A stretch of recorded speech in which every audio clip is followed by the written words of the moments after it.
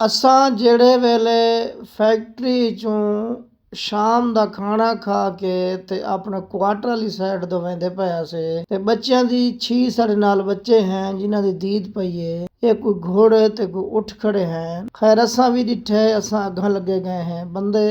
ਇਹ ਮੌਲੀ ਸਾਹਿਬ ਹੀ ਕਿ ਉਹ ਸਾਡਾ ਬੀਆ ਜਿਹੜਾ ਦੂਜਾ ਬੰਦਾ ਮੇਰੇ ਨਾਲ ਹਾਂ। ਮੈਂ ਕਿ ਇਹਨਾਂ ਬੱਚਿਆਂ ਦਾ ਇਥੇ ਜੁਮਟ ਬਣਾ ਕੇ ਤੂੰ ਖੜ। ਮੈਂ ਬੰਦੇ ਦੀ ਗੱਲ ਸੁਣੀਆ ਵਾ ਆਖਿਰ ਇਨਸਾਨ ਹੈ ਖਾਂਦਾ ਤਾਂ ਨਹੀਂ। ਮੈਂ ਜਲੇ ਉੱਥਾ ਗਿਆ ਵਾ ਤੂੰ ਆਖਿਆ ਤੂੰ ਬੱਚਾ को रांगे ना भाई होर गाल ही कोई नहीं। मैं बच्चा को पिछा घिन के आंदा होया सोचेंदा आया कि हुण असां लाहौरियां दे हत्थे चढ़ गए हैं। हुण सारा बच कोई नहीं। अल्लाह जानदे ये की करदा इत्थां ते क्या करेंदा इन्हां बच्चों नाल। मौली साहब हिक बच्चे नूं साढ़े 6 बच्चे ते साडू बड़े खैर परेशान ते हासे उन्हां कोई टोकन डालना पौंदा इहदे भी सटना पौंदा ते ये चलन पै वरन। साडे उन्हां हिक बच्चे को हर झूला खवाए।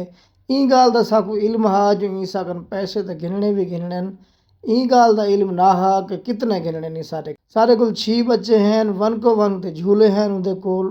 सारे झूले अवैस मलिक को खवाए ते बीए नाल वाले बच्चों को भी खवाए जेरे बीए सारे कट्ठे हैं। असां दू जवान जेड़े आसे असां मौली साहब कान कमलियां दे घर देदे आसे भी मौली साहब सारे हिक बच्चे को लहेंदे वत बाए को चढ़ा देंदा है। आप अपना मस्त खड़ा है कोई शायद ए 5000 या 10000 दे चक्कर विच सारी जेब विचों ये पैसे कढूए। तां ये गाल असां पहले तो सुनी वधिया से कि लौरियां जेड़े ना अगर तुसां एक प्लेट चावलों दी खा लईए या तुसां कोई शे खा गिदिए ਉਹਦੇ ਬਾਅਦ ਤੁਹਾਡਾ ਇਥੋਂ ਬਚ ਮੁਸ਼ਕਿਲ ਹੈ ਬਚਣ ਔਖੇ। ਲੇਕਿਨ ਇਥਾਈ ਤੁਹਾਨੂੰ ਇੱਕ ਗੱਲ ਕਨਫਰਮ ਕੀਤੀ ਵੰਜਾਂ ਤੁਹਾਨੂੰ ਦੱਸੀ ਵੰਜਾਂ ਜੋ ਹਰ ਇਨਸਾਨ ਤੇ ਹਰ ਇਨਸਾਨ ਦਾ اخلاق ਤੇ ਪਿਆਰ ਤੇ ਬੋਲ ਤੇ ਚਾਲ ਇੱਕੋ ਜਿਹੀ ਨਹੀਂ ਹੁੰਦੀ। ਤਾਂ ਫਿਰ ਜਿਹੜੇ ਅਸਾਂ ਸਾਰੇ ਝੂਲੇ ਬੱਚਿਆਂ ਨੂੰ ਅਵੈਸ ਮਲਿਕ को ਸਾਰੇ ਖਵਾ ਕੇ ਦੇਣ ਉਹਦੇ ਖਵਾਉਣ ਦੇ ਬਾਅਦ ਜਿਹੜੇ ਮੌਲੀ ਸਾਹਿਬ ਨੇ ਦੂ ਹਰਫ ਆਖਣ ਸਾਡਾ ਉਹ ਦਿਲ जीत ਗਏ। ਤਾਂ ਉਹ ਲਫ਼ਜ਼ ਤੁਸੀਂ ਵੀ ਆਖਦੇ ਹੋ ਸੋ ਵੀ ਕਿਹੜੇ ਹਨ ਉਹ ਐਂਡ ਦੇ ਉੱਤੇ